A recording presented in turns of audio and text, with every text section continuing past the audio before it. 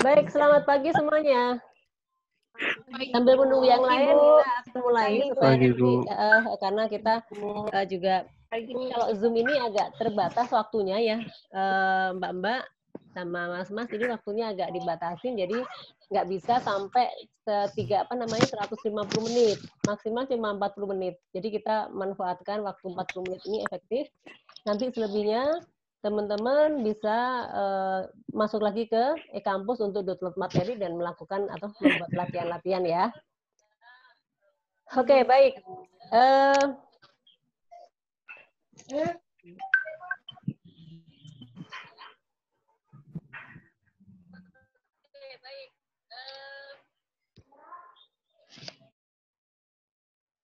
Oke, hari ini kita bertemu kembali untuk pertemuan materi tentang kewirausahaan ya. Tapi sebelumnya saya mau menyapa teman-teman, selamat pagi semuanya. Apa kabar semuanya?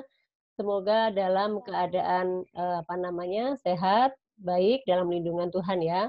Semoga dijauhkan dari virus yang sedang merebak ini. Kita jaga diri, jaga jarak, cuci tangan dan stay at home atau di rumah saja. Ya, nanti semuanya akan baik-baik saja. Mungkin menjenuhkan ya, kalau di rumah terus menjenuhkan, bosen, nggak tahu harus yang ngapain, terus nggak bisa berhubungan atau berkomunikasi dengan banyak orang. Nah, terus sehingga teman-teman juga harus mengorbankan, dalam arti mengorbankan kegiatan-kegiatan yang lainnya, misalnya untuk kegiatan seminar, untuk kegiatan di kampus, ya terpaksa sementara depending dan kita terpaksa harus melakukan secara online atau dunia maya. Tapi inilah tantangan kita dan kita harus mau tidak mau harus melakukannya. Berat memang ya, harus butuh waktu ya, karena mungkin kita berjauhan, kita di tempat berbeda, sehingga ada yang jaringannya bagus, ada yang jaringannya nggak bagus, ada yang putus-putus, ada yang harus mengorbankan tidak bisa itu loh Mbak, tidak bisa maksimal dalam mengikutinya. Nggak apa-apa, sabar ya, mudah-mudahan pandemi ini segera berlalu, kita bisa kembali aktif di kampus, kita bisa sharing lagi, dan kita bisa belajar normal kembali ya. Baik, hari ini kita akan membahas tentang etika bisnis. Etika bisnis itu bagian dari salah satu unsur terpenting dalam kita berwirausaha atau berentrepreneur. Bisnis apapun, mau bisnis pemula atau yang bisnis besar, itu memang diperlukan komitmen atau sebuah etika bisnis. Ya, karena memang kalau kita lihat ya, ada yang bisnisnya sehat. Sehat itu artinya memang etikanya mengikuti etika yang ditentukan oleh ini. Ada yang memang curang dalam arti sudah tidak memiliki etika, sikut-sikutan, atau misalnya merajai, atau misalnya dengan cara yang tidak halal, atau dengan cara yang mungkin di luar nalar manusia. Itu disebut etika bisnis yang tidak sehat. Nah, saya akan paparkan dulu materinya. Oke ya, sebentar saya cari dulu materinya. Ini.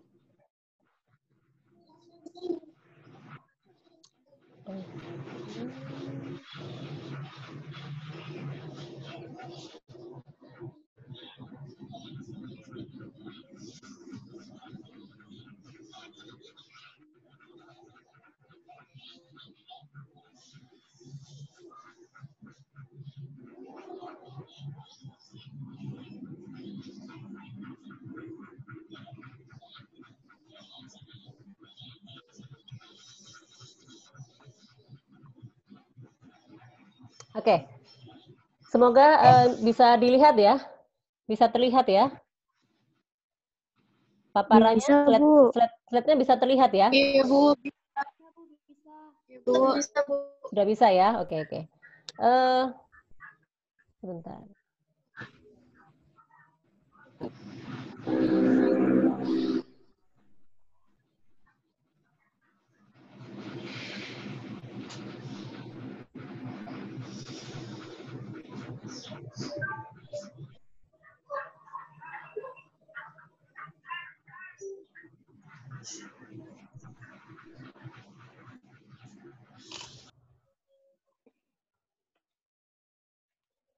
Oke, sebentar ya Mbak ya.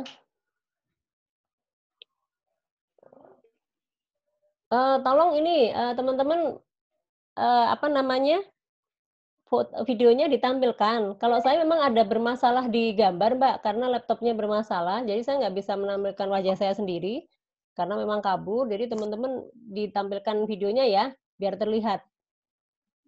Oke, jangan ini, Iya, jangan Bu. nah gitu. Kalau saya karena memang kabur, jadi memang nggak bagus, cahayanya nggak ini, jelek ya, jadi supaya lebih enak aja. Baik, sudah lengkapkah kita? Baru 34 orang ya? Oh, 37, sudah 37, sebentar nambah lagi, saya tunggu juga yang masih nambah. Bentar, saya cek dulu ya, Mutia udah masuk, udah bergabung. Oke. Ipah, mana Ipah? Ipah, Aurel, Anissa, Ratna, belum kelihatan ya? Melani, belum terlihat ya? Oke, bentar. Oke. Baik, saya kembali ke tayangan saya tadi. Terlihat ya? Sudah jelas terlihat ya, Mbak? Oke. Baik, seperti yang saya singgung tadi, bahwa memang dalam berbisnis itu diperlukan sebuah etika, sebuah komitmen yang mengikuti ketentuan, mengikuti norma-norma yang telah ditetapkan. Entah itu bisnis sifatnya individual atau sifatnya bisnis yang kelompok atau yang besar, apalagi dengan yang nantinya jatuhnya ke perusahaan, itu harus benar-benar memiliki etika komitmen bisnis yang bagus gitu. Kenapa? Ini berpengaruh untuk keberlanjutan kelanggengan dari usaha itu. Ya, ya maaf kalau memang saat ini di Indonesia khususnya itu memang masih ada bisnis-bisnis yang dilakukan dengan cara yang tidak etis. Ya, misalnya yang sering terjadi, yang kita sering dengar di TV-TV itu, yang melalui apa namanya penipuan, melalui WA dan sebagainya, Anda diajak melakukan apa bisnis, bergabung dengan bisnis tertentu, ternyata Anda ditipu. Setelah uangnya masuk, hilang, orangnya kabur. Terus maaf juga kemarin ada bisnis yang apa namanya umroh dan sebagainya, ternyata gelap, bodong. Nah, itu salah satu etika bisnis ya, hanya karena meraup keuntungan hanya sesaat, tetapi itu melanggar semua aturan. Terus ya melakukan suap menyuap itu juga bisa disebut sebagai etika bisnis yang tidak bagus ya, tapi itu terjadi. Tapi banyak kok yang sehat, banyak. Misalnya bisnis pendidikan juga banyak, bisnis apa namanya kuliner yang sehat juga banyak, ya kan? Bisnis properti juga banyak, ya. Ada sih unsur-unsur sedikit unsur-unsur oknum saja yang melakukan ketidakjujuran, ya. Oke, hari ini kita akan, nah ini ya, sekali lagi kita akan membahas tentang bagaimana menciptakan bisnis etika yang baik, ya kan? Tidak hanya sekedar menguntungkan apa namanya keuntungan sesaat. Terus yang kedua, kita harus menyiapkan segala hal yang terkait dengan etika bisnis dari relasi internal ataupun eksternal. Artinya internal itu ya dari organisasi atau bisnis yang membangun bisnis itu siapa, dan eksternal itu ya pihak-pihak terkait, misalnya stakeholder, pemerintahan, misalnya juga dengan apa pemerintah, undang-undang dan sebagainya. Oke, sebentar ya, ada yang masuk lagi. Oke. Nah, terus nanti ada tips bagaimana kita akan memiliki bisnis yang established, memiliki bisnis yang berumur panjang, langgeng, itu ya karena salah satu rahasianya, salah satu itu adalah dengan menjalankan bisnis sesuai dengan etika yang ditentukan. Lanjut sebentar ya. Oke, ini tertutup. Ini saya hanya mereview kembali, ya, mereview kembali bahwa ini loh, seringkali orang berwirausaha itu beranggapan bahwa kalau orang berwirausaha itu akan cepat kaya. Itu yang perlu kita renungkan ya. Ya, kalau kita Oke, mohon maaf ya. Tadi ada kepotong ini, apa namanya, terputus. Mohon maaf. Saya ulang ya, teman-teman ya.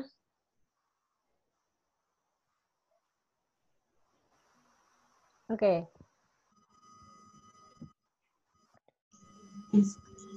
Halo?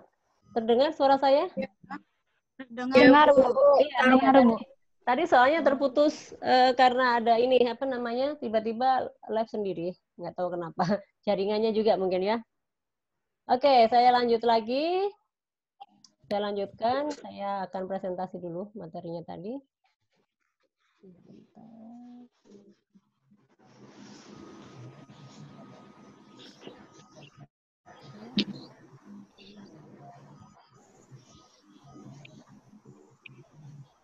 Oke, baik. Sekali lagi pertanyaan yang perlu direnungkan untuk kita sebagai startup atau calon pengusaha itu adalah apakah benar dengan cara instan yang halal kita itu bisa cepat kaya. Ya, artinya kalau kita bisnis benar-benar ya dengan kejujuran, dengan ini kita akan cepat kaya. Yang kedua, gimana caranya untuk bisa melakukan bisnis tapi cepat kaya. Nah, terus kalau orang berwirausaha itu apa otomatis kaya? Nah, sekarang itu menjadi pergumulan orang yang akan memulai bisnis. Karena orang ragu-ragu ya, setiap kali kalau mau bisnis ragu-ragu, takut rugi ya kan? Takut merugi, takut tidak ada untung, takut nanti malah nggak bisa jalan. Nah, itu yang selalu menjadi dilema perdebatan bagi seorang pengusaha. Nah, akhirnya bagi mereka yang kehilangan pekerjaan formal, nah saat ini ya teman-teman juga pahami saat ini kan pandemi ini berdampak kepada sektor perekonomian, banyaknya perusahaan-perusahaan kecil khususnya itu yang mulai gulung tikar, banyaknya orang-orang yang dirumahkan, banyaknya orang-orang yang kehilangan pekerjaan. Nah, terkadang ini yang membuat dilema. Nah, saat ini mungkin banyak dari orang-orang yang dirumahkan ini mulai berpikir berbisnis. Apalagi dalam kondisi COVID seperti ini, nah mereka mulai berpikir nggak ada pemasukan, tapi ingin hidup terus, ya ingin hidup terus berjalan, maka apa yang dilakukan? Salah satunya pilihannya adalah bisnis. Nah, tetapi orang ragu-ragu untuk melangkah. Kenapa? Karena benar nggak sih kalau saya bisnis nanti menguntungkan, jangan-jangan duit saya habis, jangan-jangan tadi saya merugi, jangan-jangan saya malah nggak bisa makan. Nah, itu yang selalu terjadi perdebatan batin bagi pemula. Nah, ini yang harus kita renungkan. Tapi kalau kita tetap ingin maju, nah kita harus mulai, kita harus bisa mulai melangkah dengan optimis, dengan membuat sebuah usaha atau entrepreneur, apapun itu, entah jual pecel lele, entah jual minuman, sekarang kan lagi ngetren dalam pandemi ini kan jamu ya, jamu yang lebih digalakkan karena mereka kita manusia masyarakat Indonesia khususnya berlomba-lomba ingin hidup sehat. Nah, salah satunya dengan usaha jamu yang bisa dilakukan dalam mengisi atau peluang dalam menghadapi pandemi COVID-19 ini ya. Nah, sekarang kalau kita mau mulai bisnis, jadi kita harus berusaha dengan menanamkan nilai-nilai etika yang ada dalam diri kita sendiri minimal itu. Ya, karena kita yang pemula, kita yang pelaku ya kita harus memiliki komitmen itu. Satu terpenting adalah kejujuran. Itu bagian dari etika bisnis. Saya lanjutkan. Nah, jadi kalau bisnis yang beretika itu seperti apa? Nah, ini kalau mau bisnis beretika itu ya berperilaku jujur dengan menjalankan aktivitas meliputi seluruh aspek dalam menjalankan usaha. Mentaati tata nilai, itu walk the talk, artinya konsisten dengan apa yang dikatakan dengan apa yang diucapkan. Ya, antara yang dilakukan, walk the talk itu artinya apa yang dilakukan sesuai dengan apa yang diucapkan. Komit ya, jadi tidak pelin-pelan. Kalau kita ngomong A ya harus A gitu ya, nggak boleh belok-belok. Itu adalah secara umum. Berikutnya, kalau kita lihat pemahaman etika bisnis itu apa sih? Nah, coba kita lihat di sini ada beberapa contoh. Ini adalah penemu siapa ini orang terkaya ya yang di atas. Yang kedua orang Indonesia, kita udah kenal siapa? CH. Ini siapa ini? Jack Schumacher ya. Ini adalah Gibran dan sebagainya. Ini contoh-contoh orang yang melakukan bisnis tapi sehat ya. Kalau kita ngomong sehat banyak banget, banyak sekali orang yang mengikuti memiliki usaha tapi langgeng dengan menanamkan nilai-nilai etika yang tinggi ya. Karena dari situlah awal kalau kita menjalankan etika yang benar pasti itulah awal usaha kita menjadi tumbuh besar ya. Karena memang apa? Ini ya dimulai dari orang-orang yang dari awal memegang teguh nilai-nilai moral, etika. Ya, kalau kita lihat kan orang sukses ini, 3 ini contohnya yang dari internasional Jack Schumacher, ini CH, dan ini yang anak muda, mewakili anak muda itu adalah Gibran ya. Nah itu dari awal dia menanamkan apa namanya nilai-nilai moral dan etika. Terus yang kedua menjaga kepercayaan. Ya, dia tidak sembarang berkata-kata, tidak mengobrol janji, tidak apa namanya PHP ya, istilah hari gini kan namanya PHP itu perusahaan bodong dan sebagainya. Dan mereka menjadi besar karena apa? Bekerja dengan tata nilai, merekrut orang yang dengan melihat nilai-nilai yang dianutnya dan mereka menanamkan sejak mereka bergabung. Makanya kalau hari ini bisnis mereka itu langgeng, menjadi besar, cabang di mana-mana, dikenal dunia, itu karena ini, 3 faktor ini. Nah, bagi kita penting nggak? Penting, bagi pemula sangat penting. Ya, apalagi kita yang mengawali, lakukan dari hal-hal yang ketiga ini. Kalau kita ingin langgeng dalam berwirausaha. Berikutnya, nah ini apa sih itu etika bisnis? Ya kan? Etika bisnis itu ini suatu pedoman untuk mendapatkan nilai, mendapatkan hidup yang bernilai atau martabat. Nah, etika sendiri itu memberikan petunjuk atau aturan, ya, tindakan apa yang benar dan apa yang salah. Artinya dia menjadi kontrol. Mereka menjadi kayak reminder, ini salah, harus kembali ke sini. Nah, itu ada aturan-aturan yang tertera di dalamnya. Nah, tetapi kalau menurut buku Encyclopedia, The World Book Encyclopedia, etika itu adalah mengajukan pertanyaan-pertanyaan tentang benar dan salah dengan menggunakan metode reasoning atau alasan, bukan benar salah menurut kepercayaan atau tradisi, tetapi menurut apa namanya alasan yang masuk akal bahwa ini salah nih. Ya, misalnya contoh yang kemarin bisnis-bisnis bodong itu. Oh, ini salah karena apa? Melanggar, karena sudah menipu, karena sudah. Nah, itu contoh-contoh bahwa etika itu akan mengingatkan, akan berbunyi kalau alarm itu berbunyi bahwa ini bisnis yang salah, bahwa ini tindakannya tidak benar. Nah, itu adalah etika bisnis. Nah, ini contoh ilustrasi saja. Ini kalau kita mau menjalankan atau menanamkan etika yang benar, contohnya kalau Anda sebagai seorang pemimpin, Anda akan selalu bilang kepada karyawan Anda, datang ke kantor tepat waktu ya, tolong bersikap positif ya, utamakan pelanggan. Itu adalah perkataan Anda berbicara dengan pelanggan. Nah, itu adalah menanamkan nilai-nilai positif, ya. Tapi kalau kita tidak memberi contoh yang baik, ya anak buah kita, karyawan kita juga mengikut yang tidak baik. Nah, contohnya ini,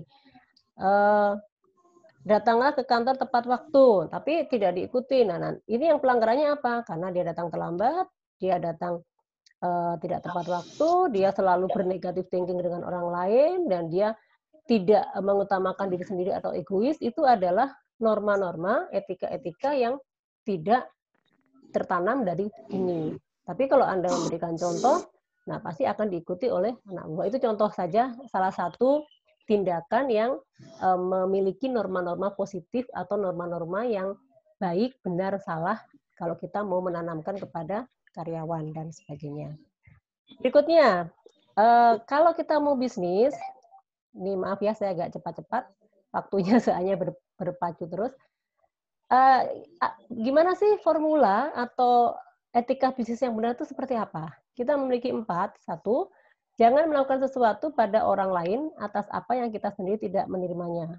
Kedua, melayani sesama, ya, melayani sesama itu juga berarti Anda mau melihat dari kacamata orang lain. Artinya bahwa kita tidak mementingkan atau tidak melihat dari diri kita, tetapi kita lebih melihat keluar, melihat ke orang lain. Itu artinya bahwa itulah contoh etika yang benar. Ya, tapi kalau kita melihat dari diri kita, tidak melihat keluar, itu contoh etika yang salah. Nah, ya, jadi berarti itu tidak mengutamakan pelanggan. Contohnya seperti itu.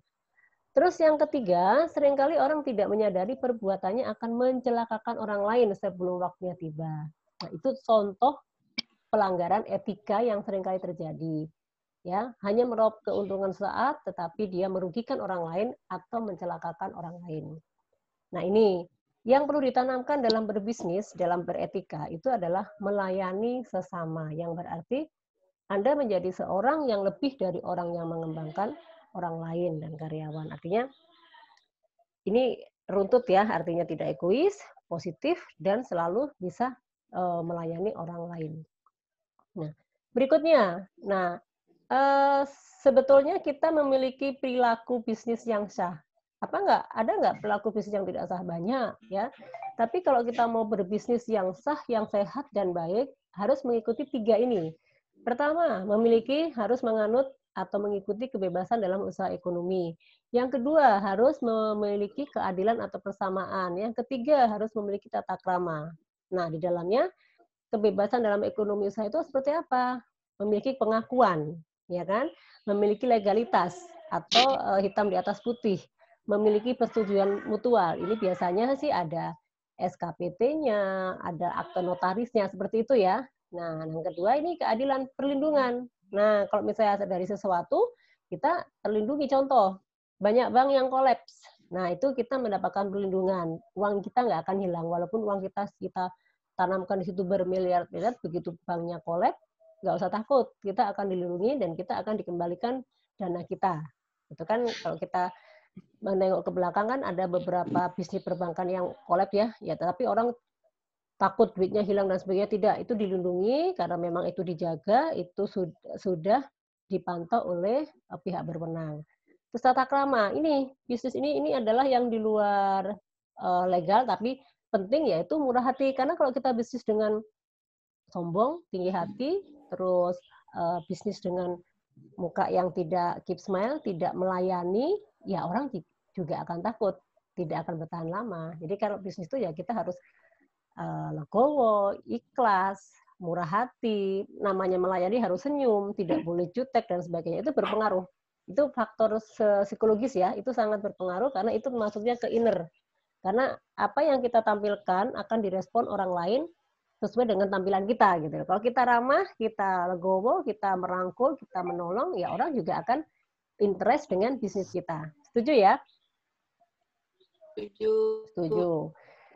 Terus ada nggak bisnis yang tidak sehat? Banyak juga. Nah ini ya, ini masalah yang seringkali dilanggar dalam berbisnis. Sekali lagi, manusia itu tidak munafik mengejar keuntungan, mengejar kekayaan, mengejar profit. Tetapi ada cara-cara yang salah yang mereka lakukan.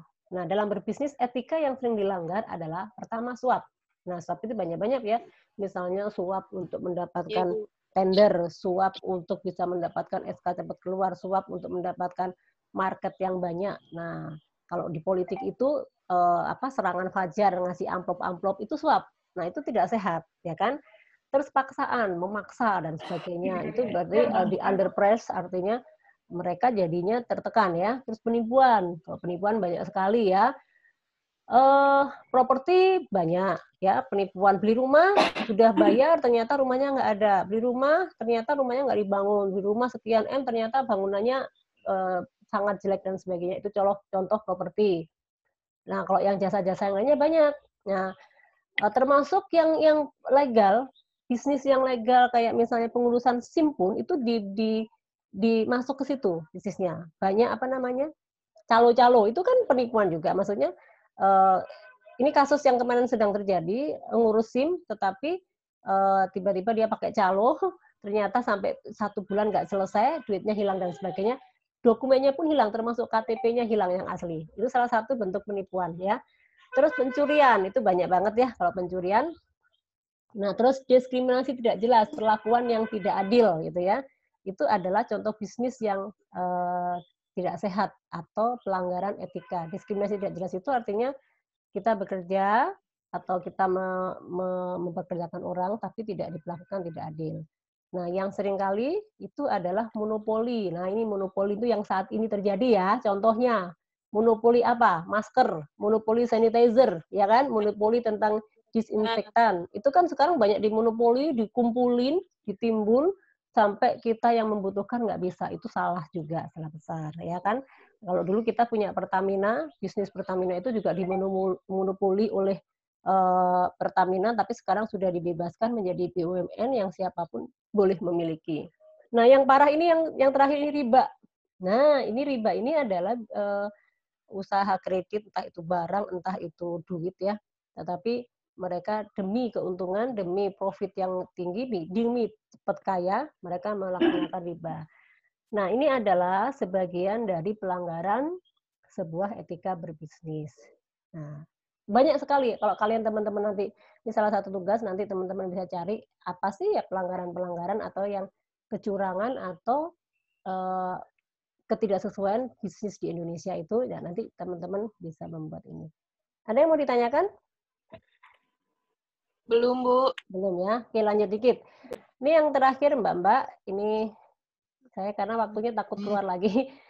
Ini adalah tips bagaimana kita berbisnis atau berentrepreneur sehat, langgeng, ya kan? Berjaya dan selama menjadi awal bisnis kita untuk ke masa depan. Itu pertama, ada 1 2 3 4 5. Ada 5 tips. Ini sudah dirangkum dari beberapa referensi dari para pakar bisnis di Indonesia ataupun internasional. Yang pertama, jangan masuk ke dalam bisnis yang tidak real.